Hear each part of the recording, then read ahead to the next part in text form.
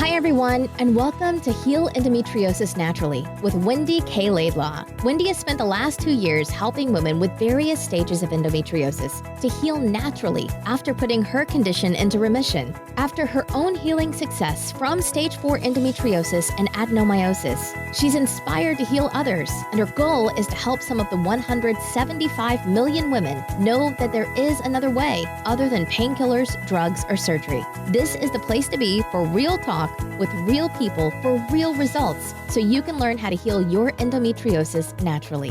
Please note that the opinions expressed in this program may represent options, but are not a substitute for proper medical care. Before starting any new healthcare program, we recommend you consult with a health professional.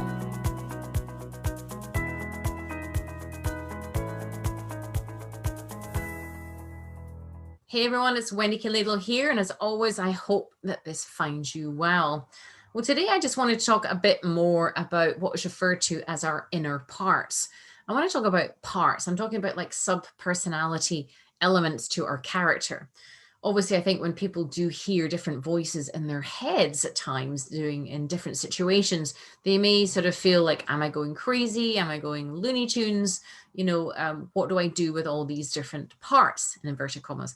And when parts appear, when, for example, say you want to go on a diet, and you say, right, I'm going to make this commitment to myself. And then before you know it, a couple of days later, you see a big juicy cake on a plate, and this part's going, oh, you better not have it. Another part goes, stuff that, I'm going to go and eat it, or that kind of situation. And this is kind of where, if we can, especially on this journey of learning to connect to our bodies and our inner emotions in a new way, if we can really start to understand the various parts of us, it starts to really explain a lot of the unexplainable. So, for example, why do people keep getting blocks? Why do they, as I say, start down a certain pathway and get stuck and fall off the wayside? And invariably, it's because some part or a little part of them, invariably a vulnerable part, perhaps a younger version of yourself that invariably doesn't have the language to support, the feeling. Can sometimes get scared and frightened and get in the way. And when this kind of concept of parts came up for me on my journey, it felt a bit odd and peculiar, I may add. It felt a bit like, so didn't really quite get it to start with. But the more I kind of, started to be educated about how our brains work, how our bodies work, and then, of course, from the psychological perspective as to what makes us who we are, we have this personality. But this personality is not just one version of ourselves. It has obviously been conditioned in the family of origin. We have adapted and adopted different aspects of our personality to coexist with our family members and siblings and things like that. And yourself, around certain people, you might behave differently, but besides other folk. So this is kind of one of those spotlights that I would normally talk about, deeper on in my programs to help increase awareness around, because it's a very important aspect as to sort of identifying why there might be a self-sabotaging part to you, or that you might be finding it challenging to perhaps make some changes that you're wanting to make. Or, for example, being around certain people, perhaps they're toxic, or maybe you attract toxic people, but you just can't help yourself, in inverted commas. So by understanding, and again, coming back to the journaling is very, very important when you start to open up your mind to kind of what might be going on underneath. This is very, very important to kind of support you as you start to become more curious and increase your awareness as to all the different parts that might be at work in play. And what I found in particular is women with endometriosis tend to be have very, very strong perfectionist parts. The perfectionist parts that are that have got them to where they are, that keeps their house so clean, that they're always sort of looking polished and well dressed and well groomed.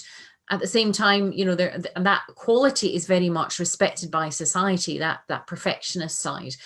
And of course, it's a wonderful quality to have, but when it gets out of balance, it can really cause a lot of distress and upset. It becomes a pesky perfectionist to the degree where nothing's ever good enough. and you're never good enough and you never feel good enough and things around you are just never complete. So, but equally, if you can understand why that part has evolved, it provides you much more reassurance and comfort.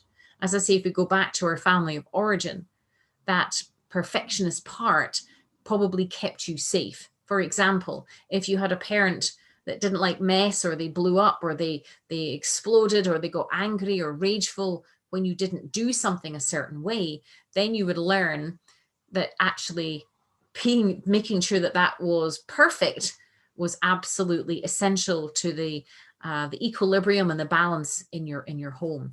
So this is why, again, just providing some context as to why certain personality parts may have evolved, and whether or not at this point in your life, if these still serve you. So that part, for example, a perfectionist may well have evolved when you were little because your mom or your dad or your family member, liked things done a certain way. So you learned, and again, there's nothing wrong in that, but you learned to have this perfectionist part, sort of dialed up. But maybe as you're getting older, perhaps that isn't required as much now. Maybe you don't need to have such a strong perfectionist in certain things. I know for myself in my own journey, being a perfectionist in certain things, it got to the point where I almost burnt myself out with perfection. And if you find that your perfectionist part has become out of balance, then that's time to really look at that in a new way and think, how can I get it back into balance? So this is where, again, I talk about with my students, there's 3 main parts that we're working with, sub-personality parts, and then there's 4 that go in almost underneath that. There's many parts. You can view parts as almost like a kind of a stage of characters in a play. But for you, they'll be unique. And if you can kind of get your head around this concept, it will save you a lot of time and distress as well. Because as I say, invariably, there'll be stronger parts that are more dominant, which are there for protection and safety, and you needed them. But there might be other parts that are more vulnerable and in hiding, and you may have disowned them. And again, I reflect this from the women that I work with and my own journey. But the main parts that we need to be mindful about, and this is very common in psychological realms and things as well, is they talk about the inner child, they talk about the adolescence, and then of course the adult as you are, those 3 main parts. Now the inner child is, I kind of normally put an age to it around about 5 years old, that inner child that probably has language to some degree because it started to learn to speak at a couple of years before, but it doesn't have the full breadth of knowledge and understanding and language that you would have now as an adult. And normally as an inner child, you can tell when you have been triggered or upset by something because it's a body sensation that occurs. You get a bodily sensation inside you. And then that's how you know that is almost like the warning sign that you have been, that your inner child, if you like, has been triggered by something. It's sensory based. When we're little, we just don't have the vocabulary. We just don't have the wide breadth of understanding or language to put names to feeling states. When we're little, we can be easily overwhelmed by our environment and our stimuli. And equally, if we were born sensitive, or whether it's a nature or nurture debate, isn't it? Were we born that way or made that way, i.e. sensitive? Because 9.5 times out of 10 women with endometriosis have a very high degree of sensitivity that is just not seen in other women to that level. So when that little inner child is triggered by something, it can feel very overwhelming. Like, I use the analogy of an electrical fuse box. If there's too much power comes through that fuse box, too much stimulation, then a fuse blows. And then and in a young child, what happens is it just learns to switch off, just like that fuse button goes down, and then you have to go to the fuse box and switch it back up. That's what you can learn if you've had too much stimulation, there's been too much triggering, too much trauma, too much loss or bullying or whatever that might be for the child. If, again, it hasn't had the support that it needs, it learns to switch off. And of course, what we're doing by identifying these various parts is we're learning to not only switch back on, but to hear once it's switched back on.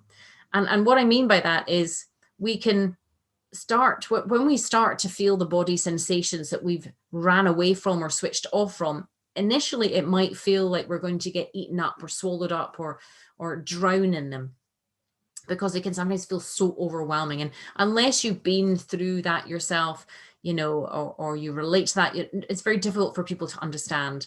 Our left brain, logical brain, our adult us goes, oh, well, you just need to get over it, or you just need to forget about it. But you can't do that when you've had a trigger or a trauma from being very little. What you need actually is almost counterintuitive to us as adults, where we don't have the patience, we don't have the time, we can't do this with ourselves, in inverted commas. That's where we need to take the time. We need to make the time. We need to stop and sit by the roadside, if you like, press pause on our life and come back and just sit and listen and hear, because that's invariably what a child needs. A child's needs, if you look at, say, a 4 or 5 year old, they have very, very basic needs. They seek, it's the little things that make them feel filled up. It can be a furry blanket. It could be a teddy bear, or cuddling a pet, or having a hot chocolate, or they need just that comfort to be seen, to be heard, and to be nurtured. And that's what you're going to be learning. That's where, from the feel it perspective of the journey, can sometimes be the hardest and the toughest element. Because if you spent your whole life switching off from dis-ease, disharmony, discomfort, the idea of starting to listen to it, excuse me, starting to listen to it can feel like that's the last thing on earth that you want to do. So this is why even just increasing your awareness to all your other parts, and in particular your adolescence as well.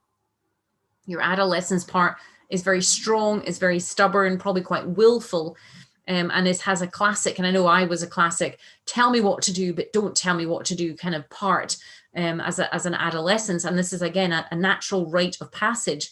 But if that adolescence from, say, age 15 to, say, 25 didn't get the safe support and encouragement, then again, there can be elements of parts that are not supportive to our continued growth. Because ultimately what we're looking for is all of us, all of our parts, to work together, not in conflict and not in tandem with each other, but not in conflict.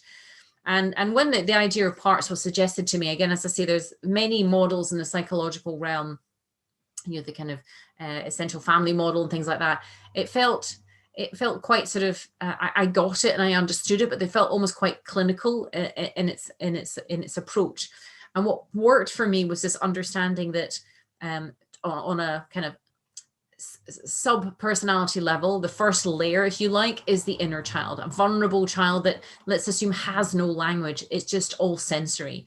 And as a woman with endometriosis, when you walk into a room or you get a call or an email, you can feel the sensations in your body, especially if it's a toxic person, especially if it's somebody that, has been, say, attacking in nature or critical in nature.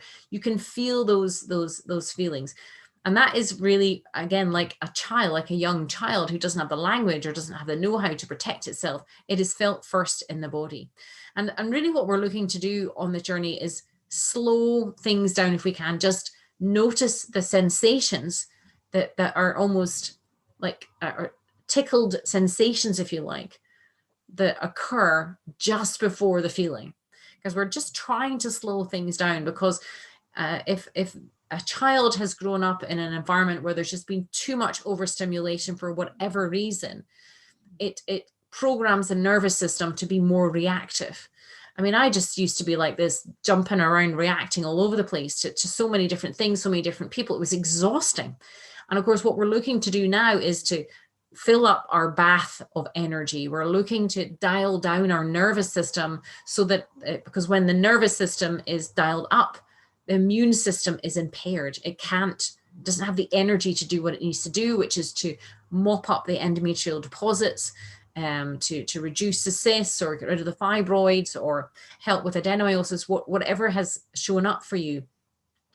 The nervous system obviously has a direct impact to the immune system, or an impact obviously in digestive system and other systems as well. So this is where understanding And again, as I say, I can understand it's a weird concept for most people to get, but and I'm in my next book, Embracing Emotions, Empathy and Energy, which is kind of underway, and I will be kind of going into a bit more detail about, you know, some of the traumatic events that happened to me, and it's not something I've really talked about much, but just to provide a concept of just, I think it took me a long time to understand that what had gone on was, inverted commas, trauma. I had no idea what trauma meant. I thought my upbringing was normal. I thought that was just everybody's family.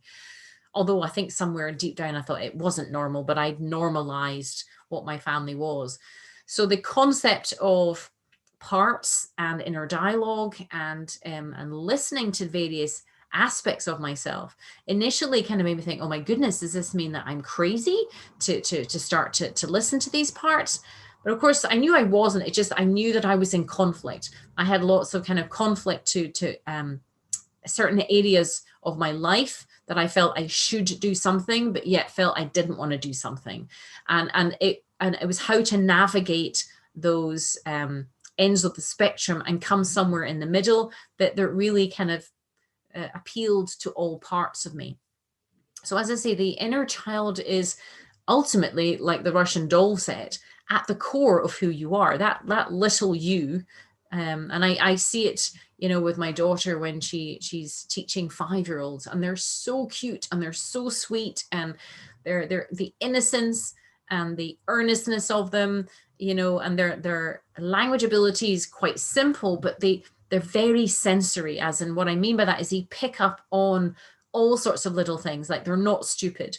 And here's a great example of, you know, if you've ever been in around parents or other people and you walked in and you just sensed that something wasn't right. And then you might have said, is everything okay? And they said, yes, everything's fine. But of course, everything in your own instincts was saying it wasn't fine. Mum was crying, dad was shouting, banging, whatever. If you had a parent, and I think most people's parents were like that, you know, that they would just say everything's fine. And I know I was guilty of that with my own children when I was going through particularly tough times in a relationship. And they say, is everything okay, mummy? And I said, yes, everything's fine, thinking I was protecting them. And I would realize, you know, a few years later that was deeply unhelpful to my children to try and protect them in that way, because it made them doubt their own instincts and their own feelings and almost switch off from their own things. So this is what we're doing. We're reconnecting to your feeling states and you learning to trust them. Because if you've grown up where someone said, no, everything's fine, when everything in your instincts and your gut and your brain was firing off things aren't right, then that's very discombobulating. That is really disorganizing for the brain and the nervous system. So this is why with the tools that we use, the journaling, as you know, is absolutely paramount. Just learning even just to write, like, I don't know what I'm thinking. Why am I feeling this way? Why am I in conflict? What's going on for me? Can just allow your other parts to come up and provide you with the answers that you seek. Because ultimately, all the wisdom, all the answers, this incredible wisdom lies down deep inside you. So when you've got that little vulnerable you that perhaps was ignored or bullied or neglected or whatever, and for little children, it doesn't even have to be for that big or a big long period of time. Again, listening to how my daughter manages and navigates 23 5-year-olds, I don't know how she does it. It's just remarkable to me. You know, she says about their little hurts and hearts. I did a podcast about that the other week there, about how the little hearts get hurt, and it's the end of the world for them at that particular point in time. Now, if they don't get the soothing, the comforting, the understanding, then that can stay stuck in that person's body, in that person's emotions, in their brain, up until they're an adult. And a lot of the time, by the time we're an adult, we just don't have a clue what's going on deep down with all our parts. And if we do get an inkling, we might then shame ourselves into thinking, oh, we should be over that by now, we're an adult. So you can see how there is some kind of high levels of conflict might occur. I remember probably about 15 years ago, sitting on the bottom step of my stairs in a house, and my ex-husband had just gone off to Iraq. And I just remember sitting thinking, I don't know if I can handle this. I don't know if I can do this. I don't know how I'm going to deal with this. And and then I remember thinking, well, you just have to get over that, Wendy. You can't go there. You just have to forget it. You just have to put your big girl pants on and just carry on. And of course, I'd reach a point where I just would get physically more ill because I was so harsh on myself. I was so self-critical. My perfectionist part was just on overdrive most of the time. I kept thinking I'd got into my head, if I could just be perfect enough, get the perfect marriage, perfect children, perfect house, perfect job, perfect body, perfect everything, then everything would be okay. But of course, in that strive for perfection, it really made me super ill. And of course, what it did was fed into what I had grown up with and what I'd disassociated with, I'd detached myself from. And it was through the connection of starting with the journaling and just noticing, like, that was a bit harsh on yourself, Wendy, or, oh, okay, I'm a bit uncomfortable at feeling that vulnerable. And just starting to notice those things started to almost, there'd been a big dam put up. I put a big dam up emotionally for myself to protect myself. And what that started to do was just allow that dam to crumble a little bit, little by little, not so that I got drowned in it and overwhelmed by it, but little by little, understanding what you like little me wanted. And then, as I say, the adolescence part, which is kind of, if you look at most adolescents, they're kind of, they've got a bigger, more grown up body, but they're still quite little inside. They're still learning. And that transition period in society is, in the olden days, they go through a series of rituals. They would go on a year or two kind of getting to know themselves before they went into adulthood. It's very different now. In fact, my son and I were talking about, university now, and you go from full-time education to part-time education. And his friends, I mean, my son's home at the moment and he's working like a trooper. Obviously, I'm getting him to work and earn his keep and he's loving it. He's loving every single minute of it. He's helping me in the Endboss team right now, and he's amazing, got incredible work ethic. But he was saying that some of his friends have kind of lost their way because they don't have that structure and they don't have that cause and they don't have that purpose and they don't have that drive anymore, or that support that they had in school and has been lost. So you can see how at different critical growth periods that certain things can happen, and we don't have the tribes anymore. We don't have the extended family around about us, or the wise elders that we can go to for comfort, for emotional comfort or emotional reassurance. And I think that's why it saddens me. And this is why I'm doing the Ultimate Emotional Health Summit. And if you haven't signed up, then, please do. It's the ultimateemotionalhealth.com/summit 2021. And that's why the Emotional Health Summit is very, very important to me, because I totally understand now the importance of connection to your emotions, your emotional health. That to me is the bedrock now. It allows you to access the spiritual side, and I'm not talking religion here necessarily, but more as in the energy and the essence of who you are and what you are at your core. You just need to look at little puppies and kittens and children. Their spirit and their energy is vibrant and effervescent. But emotionally, it also helps mentally and also helps physically. But nobody teaches us about emotional health at school, probably because nobody's even really aware of it. I wasn't even really aware. I was aware of mental health and physical health, obviously, and even spiritual health, but not the emotional health. And I think that's, again, as I say, my work's evolving more into the emotional component, because it is paramount and absolutely essential for everybody at their core. And if you can connect and keep regular contact with the more vulnerable parts of yourself without shame or blame or guilt, and understand that you're going to have a strong rebellious part in your adolescence, because it's maybe still frightened a little bit, trying to find your independence, but it's still a bit frightened. It's that push-pull thing again. Then it might explain, emotionally why you feel the way that you do as an adult. You're in this adult body, but parts of you still feel young and vulnerable and scared and insecure at times. And I think that's what I'm trying to say is it's okay to have those feelings. It's more than okay to have those feelings. It's essential that you learn how to at least become aware of them, become comfortable with them, then we learn to embrace them, then we learn to manage them, then we learn to master them, and then we can fly. Because if we can learn to move with our feelings and emotions, it can have a profound impact on our, as I say, our physical health, our mental health, but also how we can then continue to move forward with the knowledge and the messages that we've gained along the way, and really understand, what causes sickness, what causes disease, what causes disharmony, not only in ourselves physically, but in our environment. And it is a great shame, I think, that, we don't have the support that we have. Invariably, a lot of women with endometriosis are just really void of that support that as humans, it is natural to seek. But if all that you've known is toxicity, you're going to have, again, this push-pull. There's going to have this, calling to want to connect, but fear in trying to connect because you haven't been able to identify toxic people and how they've affected you. Or if you haven't known what to put in place to protect yourself so that you can move forward safely. And I was thinking about this as well, like, from a boundaries perspective. It really is, again, boundaries seems a very kind of generic concept, but you're just learning what is acceptable for you and what's not acceptable, and learning that is okay to have those thoughts and feelings.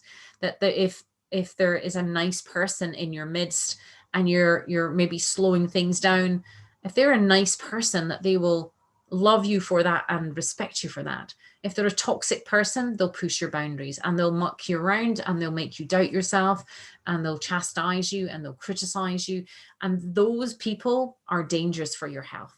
And I guess that is what I'm going to be continuing to talk about as we move through, as we continue to feel it. It's so important to feel it. By feeling it, it moves it. It's almost, again, counterintuitive. If we've been around a toxic person, and there might be that feeling, I just don't want to think about it. I don't want to think about them because it feels too hurtful. By slowly allowing, thoughts and feelings and things in your journal to come up, it allows you then to really kind of get deeper information, get down wiser, and understand what is going on at your core. But that is me for this week. Keep up the great work, everyone. You're doing so well. I'm so impressed at the massive amount of progress that you're making. And if you need us, you know where we are. Take care.